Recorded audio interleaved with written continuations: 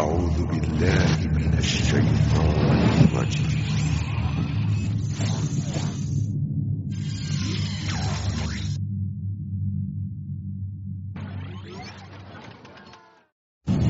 يا أيها الذين آمنوا إذا نودي للصلاة من يوم الجمعة فاسعوا إلى ذكر الله وذروا البيع ذلكم خير لكم إن كنتم تعلمون فإذا قضيت الصلاة فانتشروا في الأرض وابتغوا من فضل الله واذكروا الله كثيرا لعلكم تفلحون. Mereka datang kepada Rasulullah bertanya tentang tata cara salawat, bagaimana lafadznya. Padahal mereka orang-orang yang sangat fasih bahasa Arabnya. Tapi mereka para sahabat tidak berani untuk membuat salawat tersendiri. Alhamdulillah. Nahmaduhu wa nasta'inuhu wa nastaghfiruh. ونعوذ بالله من شرور أنفسنا ومن سيئات أعمالنا من يهده الله فلا مضل له ومن يضلل فلا هادي له وأشهد أن لا إله إلا الله وحده لا شريك له وأشهد أن محمدا عبده ورسوله قال الله تعالى في كتابه الكريم يا أيها الذين آمنوا اتقوا الله حق تقاته ولا تموتن إلا وأنتم مسلمون وقال تعالى يا أيها الناس اتقوا ربكم الذي خلقكم من نفس واحدة وخلق منها زوجها وبث منهما رجالا كثيرا ونساء واتقوا الله الذي تساءلون به والأرحام إن الله كان عليكم رقيبا وقال تعالى يا أيها الذين آمنوا اتقوا الله وقولوا قولا سديدا يصلح لكم أعمالكم ويغفر لكم ذنوبكم ومن يطع الله ورسوله فقد فاز فوزا عظيما أما بعد فإن أصدق الحديث كتاب الله وخير الهدي هدي محمد صلى الله عليه وسلم وشر الأمور محدثاتها وكل محدثة بدعة وكل بدعة ضلالة وكل ضلالة في النار. Ummatul Islam, di antara sunnah yang sangat dianjurkan di hari Jumat dan di malam Jumat yaitu banyak bersalawat kepada Rasulullah sallallahu alaihi wasallam. Rasul kita yang mulia alaihi salatu wasallam bersabda, "Aktsiru minas salati alaihi yaumal jumu'ati wa lailatal jumu'ah." Perbanyaklah bersalawat kepadaku pada hari Jumat dan di malam Jumat. Fa inna salatakum ma'rudatun alaihi, karena salawat kalian akan ditampakkan kepadaku. Kemudian para sahabat berkata, "Kaifa tu'radu 'alaika ya Rasulullah faqad arimta?" Bagaimana akan ditampakkan kepada engkau salawat-salawat kami, hai Rasulullah, sementara engkau telah menjadi tulang belulang? Maka Rasulullah SAW bersabda, "Innallaha harrama 'alal ardi an ta'kula ajsadal anbiya." Sesungguhnya Allah mengharamkan untuk tanah agar memakan. Allah mengharamkan tanah untuk memakan jasad para nabi. Hadis ini ya akhul Islam menunjukkan akan sunnah kita memperbanyak bersalawat kepada Rasulullah sallallahu alaihi wasallam, terutama di hari Jumat dan di malam Jumat. Sesungguhnya di antara tanda kecintaan seorang hamba kepada nabinya adalah ia banyak mengingat Rasulullah dengan cara bersalawat kepada Rasulullah sallallahu alaihi wasallam. Bukankah ketika engkau mencintai seseorang, engkau akan banyak mengingat dirinya? Ketika kita mencintai Rasulullah, kita pun berusaha untuk banyak mengingat Rasulullah sallallahu alaihi wasallam. Lisan pun berucap, melantunkan salawat, pujian dan permohonan kepada kepada Allah Subhanahu wa taala untuk bersalawat kepada Rasulullah sallallahu alaihi wasallam. Sebagaimana yang diajarkan oleh Rasulullah dalam salawat-salawat yang tentunya sesuai dengan syariat. Ummatul Islam, banyak sekali keutamaan bersalawat kepada Rasulullah sallallahu alaihi wasallam yang ditunjukkan oleh hadis-hadis yang sahih. Demikian pula hadis-hadis yang dhaif, akan tetapi kita cukupkan dengan yang sahih saja. Di antaranya ya akhi, di antara keutamaan bersalawat kepada Rasulullah, bahwasannya siapa yang bersalawat kepada Rasulullah sekali, maka Allah akan bersalawat kepadanya 10 kali. Rasulullah sallallahu alaihi wasallam bersabda, "Man shalla alayya wahida, sallallahu alaihi biha 10." Siapa yang bersalawat kepadaku sekali, maka Allah akan bersalawat kepadanya 10 kali. Subhanallah, salawat Allah kepada hambanya artinya pujian Allah kepada seorang hamba. Dan Allah tidak akan memuji seorang hamba kecuali yang Allah ridhai saja. Ummatul Islam, a'azzani Allah wa iyyakum. Di antara keutamaan salawat ya akhal Islam, bahwa orang yang bersalawat akan mendapatkan syafaat Rasulullah sallallahu alaihi wasallam bila ia mati di atas la ilaha illallah. Disebutkan dalam hadis, siapa kata Rasulullah yang bersalawat kepadaku 10 kali di waktu pagi dan 10 kali di waktu sore, adrakatu syafaati yaumal qiyamah, maka ia akan mendapatkan syafaatku kelak pada hari kiamat. Hadis ini dihasankan oleh Syekh Albani rahimahullah dalam Sahih Jami' As-Shaghir. Bayangkan ya akhal Islam, orang yang bersalawat kepada Rasulullah di waktu pagi 10 kali dan di waktu sore 10 kali, ia mendapatkan syafaat Rasulullah sallallahu alaihi wasallam. Di antara keutamaan bersalawat kepada Rasulullah ya akhal Islam yang ditunjukkan dalam sebuah hadis, bahwasanya ada seorang sahabat berkata, "Ya Rasulullah, aj'alu min salati kullaha lak." Ya wahai Rasulullah, aku jadikan salawatku semuanya untukmu wahai Rasulullah. Kata Rasulullah, "Idzan tukfahammuka wa yukfar dambuka."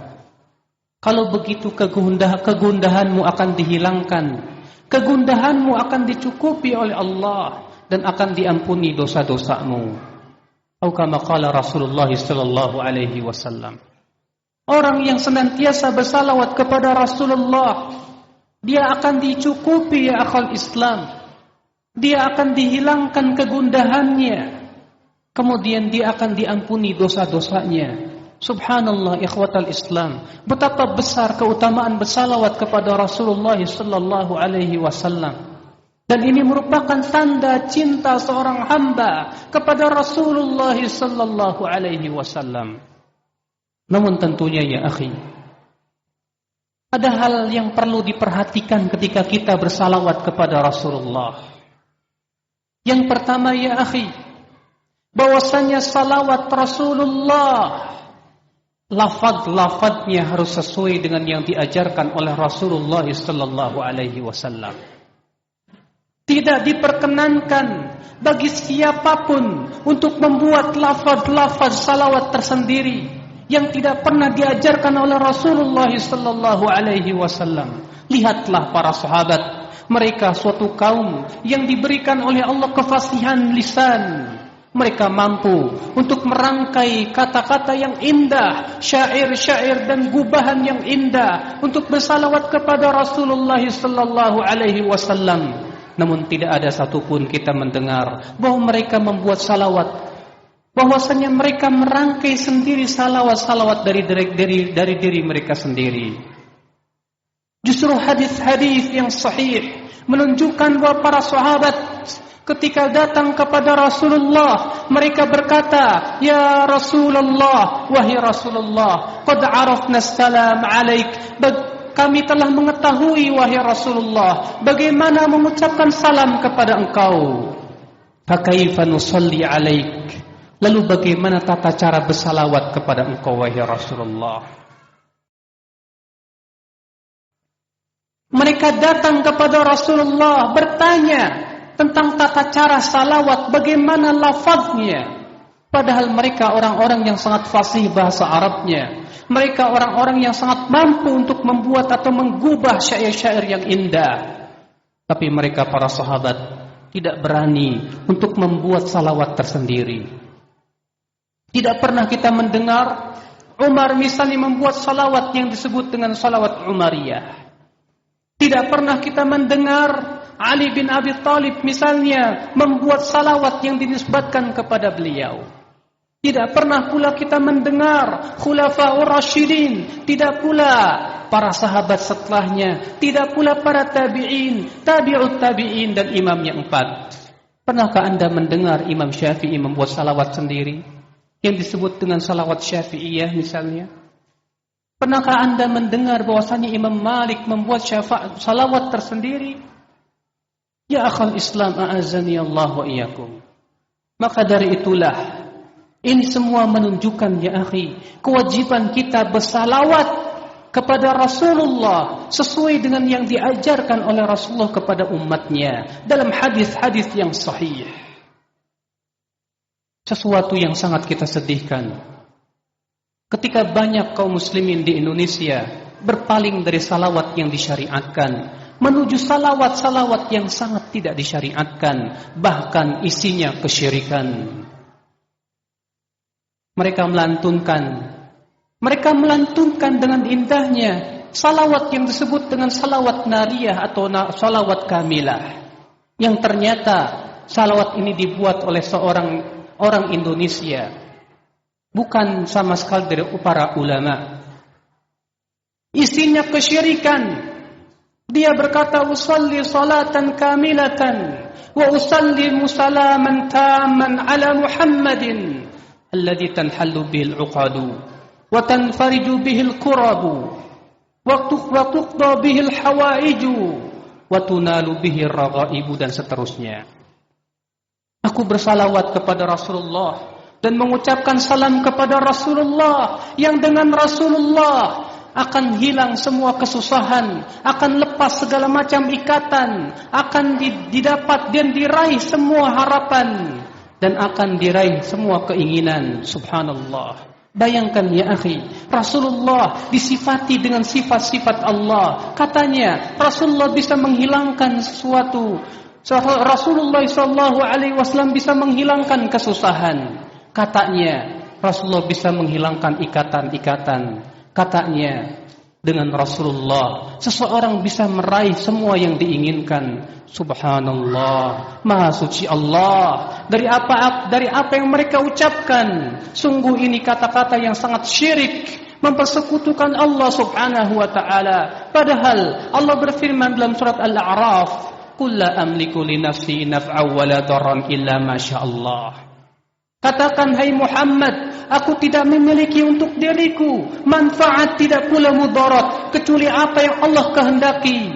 Walau kuntu a'lamul ghaib, kalaulah aku tahu yang gaib, lastaghfartu minal khairi wa ma massani as-su, niscaya aku akan memperbanyak kebaikan dan tidak akan menimpa kepadaku keburukan. Bayangkan, Rasulullah dalam ayat ini disebutkan tidak bisa memberikan manfaat dan mudarat kepada dirinya. Bagaimana kepada orang lain? Itu sewaktu beliau masih hidup, bagaimana setelah matinya? Oleh karena itu ya akhi, Rasulullah SAW telah mengingatkan jauh-jauh hari. Beliau bersabda, la tuturuni kama atratin nasara Isa bin Maryam. Janganlah kalian berlebih-lebihan dalam memuji diriku sebagaimana orang-orang Nasrani itu berlebih-lebihan memuji Isa bin Maryam. Ketika di antara sahabat, di antara mereka ada yang berdiri, di antara mereka ada yang mengatakan, anta sayyiduna, engkau adalah sayyid kami. Maka Rasulullah bersabda, as-sayyid wallah, as-sayyid itu hanyalah Allah. La yastahwiyannakum syaitan, jangan sampai setan menyeret kalian.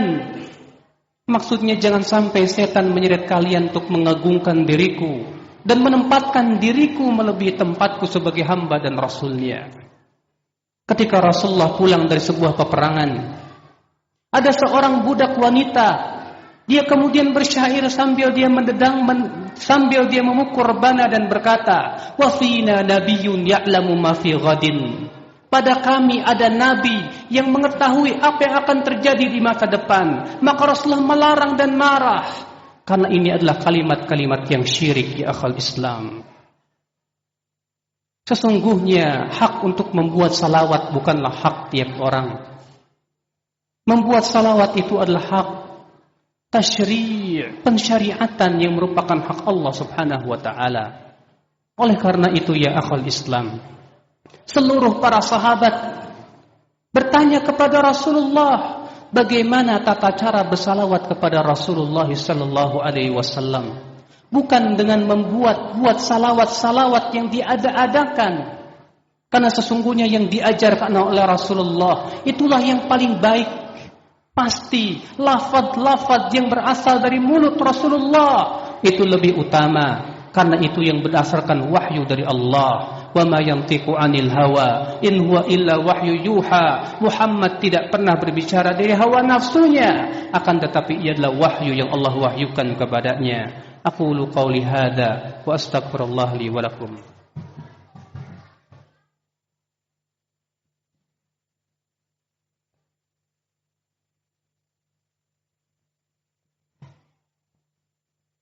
Alhamdulillah, wassalatu wassalamu ala rasulillah, nabiyyina Muhammadin wa alihi wa sahbihi wa man walah. Wa ashhadu an la ilaha illallah wahdahu la syarikalah, wa ashhadu anna Muhammadan abduhu wa rasuluh. Ummatal Islam, seorang hamba yang mencintai Rasulullah sallallahu alaihi wasallam berusaha untuk memperbanyak ucapan salawat kepada Rasulullah sallallahu alaihi wasallam. Seraya berucap Allahumma salli ala Muhammad wa ala ali Muhammad kama sallaita ala Ibrahim wa ala ali Ibrahim innaka Hamidum Majid. Ya Allah, bersalawatlah kepada Rasulullah sallallahu alaihi wasallam. Bersalawatlah kepada keluarga Rasulullah sallallahu alaihi wasallam sebagaimana engkau bersalawat kepada Ibrahim dan kepada keluarga Ibrahim. Lantunan yang sangat indah, permohonan yang kita panjatkan kepada Allah agar Allah bersalawat kepada Rasulnya sallallahu alaihi wasallam.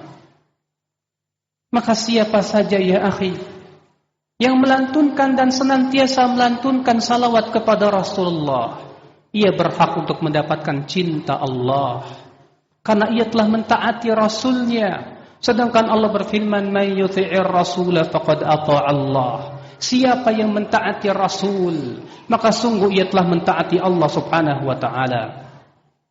Namun akhal Islam, banyaknya lisan bersalawat pun tidak cukup bila kita tidak mengikuti tata cara yang telah Rasulullah SAW gariskan kepada umatnya. Kewajiban kita adalah ya akhi, selain kita bersalawat, kita pun memahami makna-makna salawat yang terdapat di dalam salawat itu sendiri. Apa yang diinginkan darinya? Kenapa kita mohon kepada Allah supaya Allah bersalawat kepada Rasulullah? Karena kita tahu bahwasanya beliau adalah makhluk yang begitu berjasa kepada umatnya, menyampaikan wahyu. Dan karena beliau seorang Rasul yang diutus oleh Allah, menyampaikan tentang yang hak dan yang batil. Dengannya kita mengetahui mana jalan menuju surga dan mana jalan menuju neraka.